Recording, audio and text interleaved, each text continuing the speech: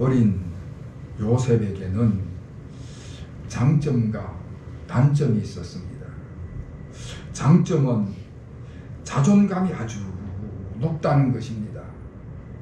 자존감이란 자신을 존중하고 사랑한다는 뜻입니다. 그래서 요셉은 열등의식이 없었고 스스로 자신을 존중함으로 그 품위를 지켰습니다. 그러다 보니까 그 마음이 정직해서 불의와 타협하지 않고 아주 강직한 성품을 가지고 삶을 살았습니다. 그리고 단점은 교만한 것이었습니다. 자존감이 강하다 보니까 교만했습니다. 아버지로부터 특별한 대우를 받고 집안에서 자꾸 최고라고 떠받드니까 교만했습니다. 그래서 자기 형들을 자기보다 낮춰보고 깔볼 뿐만 아니라 자기는 의롭기 때문에 다른 사람을 정죄하고 비판하는 데 빨랐습니다. 형들이 어떤 잘못을 저지르면 곧장 아버지께로 달려가서 고자질을 하는 것이지. 그러니 그 형들이 요셉이 얼마나 미웠겠습니까? 아주 괘씸하게 생각하고 왕따를 시키는 것이지요. 자, 그런데 오늘 본문 말씀에 보면 그런 요셉에게 아버지 야곱이 심부름을 시켰습니다. 양떼를 몰고 저 먼 곳으로 가서 아버지가 안 보이는 도로 가서 그 양을 치고 있는 형들에게 가서 양떼를 몰고 저 먼 곳에 가 있는 형들에게 가서 그들이 잘 있는지 양떼는 잘 먹이고 있는지 가서 살펴보고는 아버지한테 와서 보고를 해라 임무를 줬습니다. 고자질 잘하는 요셉에게 형들의 근황을 살펴서 잘못한 것이 있으면 와서 보고를 해라 하는 것이지요. 한편으로 요셉의 형들에게는 아주 절호의 기회가 찾아온 것입니다. 아버지가 요셉만 편애해서 채색옷을 입히고 특별히 사랑했기 때문에 요셉이 형들의 잘못을 아버지한테 고자질했기 때문에 꿈을 꾸고는 또 그 꿈을 잘난 체하면서 자랑을 했기 때문에 저놈 요셉을 어떻게 혼을 내고 어떻게 골탕을 먹일까 하는 궁리 중이었는데 아주 절호의 기회가 찾아온 것입니다. 지난 시간에 아버지 야곱이 요셉에게 특별히 사랑해서 채색옷을 입혔다 하는 말씀을 드렸는데 그 채색옷은 일할 때 입는 옷이 아니라 아주 화려하고 사치스러운 옷이고 예복으로 입는 옷이다 그랬습니다. 그리고 야곱이 요셉에게 채색옷을 입힌 것은 요셉에게 장자권을 주겠다 하는 의도가 그 속에 내포되어 있다 이야기를 드렸습니다. 여러분, 주경학자들에 의하면은 장자권은 맏아들이 가져야 하는데 그 맏아들 루벤이 아버지 야곱의 첩하고 간음하는 죄를 지어서 장자권을 받을 자격을 상실했다 하는 것입니다. 그리고 둘째 아들이 시몬이고 셋째 아들이 레위인데 이 시몬과 레위는 아주 잔인한 사람들이었습니다. 이렇게 첫째 아들, 둘째 아들, 셋째 아들에게 실망은 한 아버지 그 야곱이 자기가 가장 사랑하는 아내의 아들인 요셉을 장자로 삼기로 마음을 먹었다 그렇게 해석을 하고 있습니다. 그래서 요셉에게만 특별한 채색옷을 입혀서 특별 대우했다는 것이지요. 그러니까 그 요셉의 이복 형제들, 이복 형들이 요셉을 미워하는 것은 요셉이 꿈자랑을 하고 아버지한테 고자질을 하고 잘난 체 하는 그런 게 보기 싫어서 미워했기도 하지만은 그보다 더 큰 것은 장자가 가질 자격과 그 권리를 요셉이 다 가지고 간다면은 자기들이 가질 재산과 권리가 다 없어져 버리기 때문에 요셉은 자기들의 것을 빼앗아가는 도둑놈 같은 존재로 취급을 하는 것입니다. 그러니까 얼마나 요셉이 그를 더 믿겠습니까? 도저히 그냥 둘 수가 없다. 그렇게까지 생각을 한 것입니다. 그런데 그런 요셉이 아버지의 보호가 벗어나 있는 저 황량한 들판에서 형들을 만나게 된 것입니다. 요셉을 미워하고 증오하는 그 형들이 아버지가 없는 곳에서 요셉을 만나게 된 것입니다. 먼 곳에 요셉이 나타난 것을 보고는 죽이자고 음모를 꾸몄습니다. 채색 옷을 입고 오기 때문에 저 먼 데서만 봐도 야, 저건 요셉이다. 그런 옷을 입고 다니는 사람을 본 적은 없으니까 금방 알아보는 것이지요. 그래서 벌써 먼 곳에 나타나니까 저 요셉을 구덩이에 던져서 죽이자, 그런 음모를 꾸미게 된 것입니다. 그 당시 그 들판에는 구덩이가 군데군데 있었는데 양을 위해 물을 저장하는 그런 저장고였습니다. 입구는 좁은데 땅 속으로는 넓게 파가지고 많은 물을 저장할 수 있도록 만든 그런 구덩이인 것입니다. 그 구덩이에 사람이 빠지게 되면은 다른 사람의 도움이 없으면 결코 나올 수 없는 그런 구조로 되어 있는 것입니다. 그러니까 그 구덩이 속에다 요셉을 던져놓고 그리고 훌쩍 떠나버리면은 뭐 사람들이 오고 가지 않는 그런 곳이니까 도와줄 사람도 없고 그 구덩이에서 혼자 몸부림치다가 결국 굶어 죽고 말 것입니다.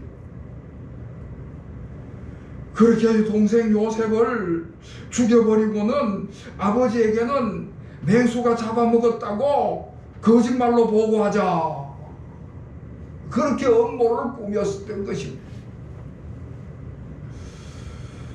여러분, 아무리 형제라도요, 미움이 분노로 발전하고 그 분노가 극에 달하면은 끔찍한 살인사건이 벌어지는 것입니다. 성경에 나오는 최초의 살인자 가인도 동생을 미워하는 마음이 생겼는데 그 미움을 자기가 다스려야 되는데 그 미움을 다스리지 못하고 그 미움의 지배를 받았습니다. 미움의 지배를 받으니까 자기 동생 아벨을 쳐 죽이는 그런 끔찍한 살인죄를 저지르고 만 것이지. 얼마 전에 서울의 저 강동구에 한 다가구 주택에서 동생이 누나를 살해하는 사건이 일어났습니다. 아버지가 사망한 후에 유산 분배하는 그 과정에서 갈등이 발생을 하고 다툼이 심화되었는데 동생은 누나가 자신보다 더 많은 재산을 상속받았다, 그렇게 생각을 하고는 불만을 품고 범행을 저질렀다는 것입니다. 미움과 증오를 다스리지 못함으로 결국에는 살인하는 범죄까지 그렇게 저지르게 된 것인 것이죠. 자, 그런데 요셉의 형들이 요셉을 극도로 미워하고 증오해서 그 요셉을 죽이자고 작정을 했을 때에 하나님께서 그 가운데 개입하시고 간섭을 하셨습니다. 여러분, 지난날 하나님께서 요셉에게 꿈을 주셨을 때에 하나님께서 요셉에게 꿈을 주신 것은 저 요셉을 통해서 많은 사람들을 구원하시기 위한 비전이 그 속에 있었다. 그렇게 말씀을 드렸습니다. 요셉에게 지혜와 권력을 주고 그것을 통해서 많은 사람을 구원하겠다는 하나님의 뜻이 담겨져 있던 것입니다. 하나님께 영광을 돌리고 많은 사람들에게 유익을 줄 그런 비전을 하나님께서 요셉에게 주신 것입니다. 그래서 그 요셉에게는 하나님이 주신 그 비전을 이루기까지에는 준비가 필요하고 훈련이 필요했던 것입니다. 제일 먼저 하나님께서는 맏아들 루벤의 마음을 감동을 시키셔서 요셉의 생명을 보존하시고 구원하셨습니다. 여러분, 만약에 요셉에게 그 야곱의 그 장자권이 돌아간다면은 가장 큰 피해를 볼 사람은 맏아들 루벤인 것입니다. 자기가 아버지의 장자로서 권리와 재산과 모든 것을 다 이어받을 그런 자격을 가지고 있는 사람인데 아버지가 요셉에게 그 장자권을 물려준다면은 루벤이 가장 큰 피해를 볼 것은 불을 보듯 뻔한 것입니다. 그래서 하나님께서 그 루벤의 마음을 감동시키시는 거예요. 루벤의 마음 속에 아버지를 생각하는 효도의 마음을 주었습니다. 아버지가 가장 사랑하는 아들이 요셉인데 요셉이 죽는다면 아버지가 얼마나 슬퍼할 것인가. 그 슬퍼하는 아버지한테 가서 내가 뭐라고 이야기를 해야 될 것인가, 그런 생각이 들었습니다. 그래서 요셉을 살리기 위해서 그 맏아들 루벤이 먼저 나섰습니다. 하나님께서 이렇게 맏아들 루벤의 마음을 감동시키시더니 그 다음에 또 넷째 아들 유다의 마음을 감동시켜서 요셉의 생명을 보호하고 구원하셨습니다. 여러분, 유다는 12형제 중에서 가장 지혜와 용기가 많은 사람이었습니다. 그래서 유다가 요셉을 죽이려고 혈안이 되어 있는 그 형제들에게 절충안을 내놓는 거예요. 야, 요셉을 죽여서 없애자고 그러는데 우리가 동생을 죽여가지고 우리 손에 피를 묻힌다는 게 뭐가 그렇게 좋은 일이겠느냐. 우리가 손을 대서 피를 흘리지 말고 저 동생을 장사하는 사람의 노예로 팔아버리자. 그러면 우리가 죽이지도 않고도 동생이 없어지게 되니까, 동생이 없어지면은 미워할 것도 없고 갈등할 것도 없고, 그러니 죽이지 말고 그냥 팔아버리자. 그랬더니 참으로 있을 수 없는 일이 벌어지는데, 그렇게 살기가 등등하던 형제들이 다 그 유다가 내놓은 제안에 그 절충안을 다 받아들이겠다는 것입니다. 여러분, 하나님께서 그 형제들의 마음을 감동시키신 것입니다.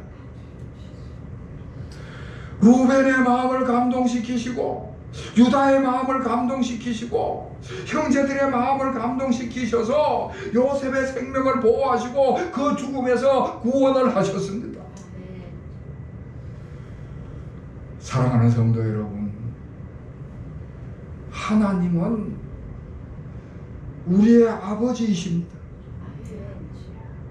하나님 아버지께서는 그 자녀들이 고통을 당할 때에 감찰하시고 살펴보시고 개입하시고 그 모든 사정과 형편을 다 알고 계시는 줄로 믿으시기를 바랍니다. 하나님의 자녀들이 고난을 당할 때에 그 모든 것들을 아시고 직접 개입하시고 간섭을 하시는 것이지요. 그래서 전혀 생각지도 못한 사람의 마음을 감동시켜서 내 편으로 만들어 주시기도 하시고요. 또한 피할 길을 열어서 구원해 주시는 줄로 믿습니다. 아멘. 할렐루야. 아멘.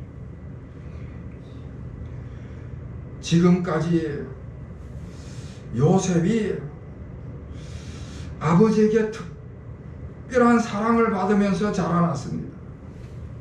채색 옷을 입고 특별한 대우를 받으면서 삶을 살았습니다. 형들은 나가서 고생하면서 일을 할 때에 요셉은 채색 옷을 입고 편안하게 일 안 하고 지냈습니다. 세상살이에 뭐 어려움이나 힘든 것을 전혀 모르고 삶을 살았습니다. 그런데 그런 요셉에게 어느 날 갑자기 고난이 닥쳐온 것입니다. 여러분, 그것은 하나님께서 요셉에게 주신 그 비전을 성취하기 위해서는 준비와 훈련이 필요했기 때문입니다. 요셉에게 그렇게 고난이 닥쳐온 것은 요셉이 높은 자리에 오를 수 있기 위해서는 그게 적합한 준비와 훈련이 필요했기 때문인 것입니다. 그래서 하나님께서는 그 요셉을 훈련시키기 위해서 고난의 현장으로 내모으는 것입니다. 하나님께서 주신 비전을 성취할 수 있는 그런 인물로 만들어가기 위해서 그 요셉에게는 고난의 훈련이 필요했던 것입니다. 오늘 본문 말씀에서는 요셉이 겪는 고난을 세 가지로 이야기를 하고 있습니다.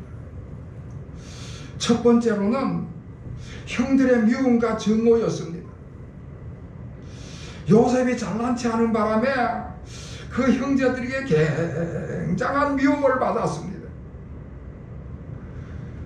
그 형들의 미움과 증오가 얼마나 크게 달했는지 요셉을 죽이고자 하는 그런 살인의 계획까지 세웠던 것입니다. 여러분, 한번 상상해 보시길 바랍니다. 요셉이 자신을 죽이려고 하는 그 형들의 살인자, 그 살인의 의도를 가지고 있는 형들의 그 눈빛과 그 얼굴을 바라볼 때에 그때의 그 두려움과 그 공포가 얼마나 대단했겠습니까? 굉장한 고난이 찾아온 것이지요.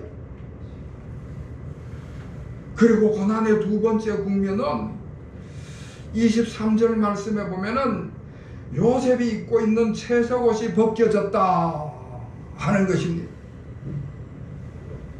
채색옷이 벗겨졌다는 것은 이제는 특별한 지위와 특별한 대우가 다 사라져 버렸다는 것입니다. 그리고 우리가 옷이 벗겨진다고 하는 것은 수치와 모욕을 당하는 것이지요. 그러니까 그때부터 요셉의 삶은 내버려진 삶이 되는 것이고 내던져진 삶이 되고 만 것입니다. 노예로 팔려가서 옷을 제대로 입고 살았겠습니까? 멸시와 천대를 받으면서 삶을 살아가는 것이죠. 요셉은 그렇게 가장 세상의 대우를 받다가 최악으로 떨어져 버리는 그런 비참한 상황을 맞이하게 된 것입니다. 그때 그 요셉의 낙심과 절망은 이루 말할 수가 없었을 것입니다. 굉장한 고난을 겪는 것이지요.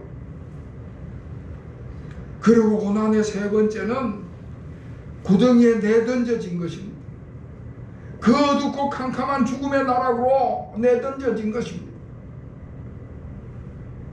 그런데 그 형들이 얼마나 잔인한지 동생을 죽이겠다고 구덩이에 던져 넣어놓고는 그리고는 저들끼리 밖에서 둘러앉아서 음식을 먹는 것입니다. 밖에서는 형들이 음식을 먹으면서 웃고 떠드는 소리가 들리는데 요셉은 아무것도 먹을 것이 없이 그 궁덩이에 내던져졌습니다. 그렇게 굶주린 채 시간을 보내다가 공포와 절망 중에서 서서히 죽게 되고 말 것입니다. 자, 여러분, 이런 고난을 당하게 되었을 때에 그 요셉의 마음이 어떠했을까? 이런 고난을 당하게 되었을 때 그 요셉의 마음이 어떠했을까? 만약에 요셉이 그런 시련과 그 고난 속에서 죽음에 대한 공포와 불안으로 삶을 포기해 버렸다든지, 형제들에 대한 미움과 분노 때문에 속을 끓이면서 앙심을 품는다든지, 하나님께 대한 불평과 원망으로 낙심하고 절망을 했다면은 그의 인생은 그것으로 끝이 나버리고 말았을 것입니다. 더 이상 비전을 이룰 수 있는 성장이나 발전은 없이 그것으로 다 그 인생은 끝나버리고 말았을 것입니다. 고대 교부 가운데 어거스틴이라는 교부가 고통은 동일하나 고통을 당하는 사람은 동일하지 않다, 그런 이야기를 했습니다. 악한 사람은 똑같은 고통을 당하면서도 하나님을 비방하고 모독한다. 그러나 선한 사람은 그런 고통 속에서도 하나님의 뜻을 찾으며 찬양한다. 그렇게 이야기를 했습니다. 무슨 고통을 당하느냐가 문제가 아니라 어떻게 고통을 당하느냐, 그것이 문제다. 그렇게 이야기를 하고 있습니다. 여러분, 요셉이요, 그 고난과 시련 속에서 형제들을 미워하면서 시간을 보내지 않았습니다. 자신의 처지를 비관하면서 시간을 보내지 않았습니다. 하나님을 원망하거나 불평 불만 속에서 시간을 보내지 않았습니다. 오히려 그 시련과 고난 앞에서 자기 자신을 돌아보는 시간을 만들었습니다. 하나님 앞에서 자신을 발견했고 하나님께서 함께 하신다는 믿음을 강하게 가졌고, 그래서 하나님의 주신 비전을 이룰 수 있도록 철저히 준비하고 훈련을 하기 시작하는 것입니다. 사랑하는 성도 여러분, 우리가 삶을 살아가면서 이런저런 고난을 겪을 때가 있습니다. 그럴 때 우리가 그 고난의 상황 속에 어떻게 대처를 해야 되는가? 우리가 고난을 겪을 때에 그 고난의 원인이 되는 사람이나 그 환경을 바라보면서 거기에 마음이 꽉 붙들려서 그것만 바라보면서 미워하고 분노하는 것으로 시간을 보내서는 안 되는 것입니다. 그 모든 것들을 하나님 앞에 다 내맡기는 믿음과 훈련이 필요한 것이지요. 그리고 나 자신을 돌아보는 것입니다. 그럴 때 나 자신의 참모습을 발견하게 되면서 그러면서 내 인격이 성숙해지는 훈련을 해나가게 되는 것입니다. 그럴 때 우리 하나님께서는 내가 알지 못하는 가운데서도 친히 내 삶 속에 개입하시고 역사하신다는 강한 믿음을 가지게 될 줄로 믿습니다. 그래서 고난과 시련은 우리의 신앙과 인격을 훈련시키고 성장시키는 좋은 기회가 되는 것입니다.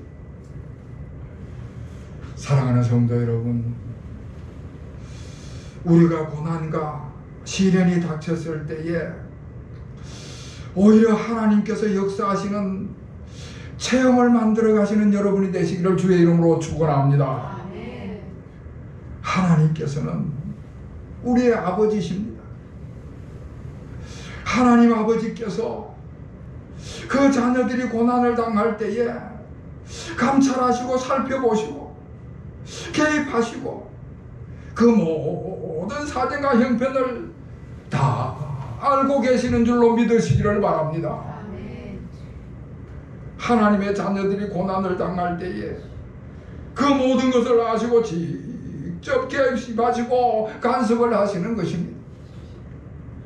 그래서 내가 전혀 생각하지 못했던 사람의 마음을 감동시켜서 내 편이 되게 하시기도 하는 것이고요, 때로는 나에게 피할 길을 열어서 구원해 주시는 줄로 믿습니다. 이와 같은 은혜가 우리 모든 교우들에게 임하시기를 다시 한번 주님의 이름으로 축원합니다. 기도하겠습니다. 하나님 아버지, 우리가 인생을 살아가면서 고난을 겪을 때가 많이 있습니다.